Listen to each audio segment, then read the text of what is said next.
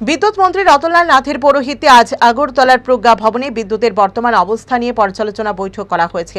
বৈঠকে বিদ্যুৎ নিগমের আধিকারিকদের সঙ্গে বিভিন্ন এজেন্সির কর্মকর্তারা উপস্থিত ছিলেন। বিদ্যুৎ মন্ত্রী রতনলাল নাথ জানান, বর্ষা মরশুম শুরু হয়েছে।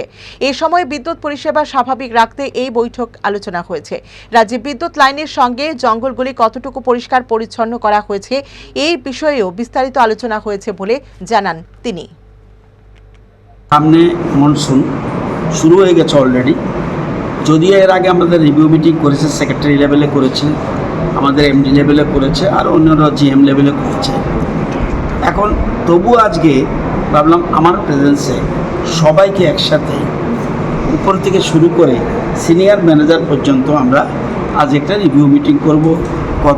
কতটুকু জঙ্গল কাটিং হয়েছে, কতটা কি করেছি, সবটা ইচ্ছা করলেই তো করা যায় না।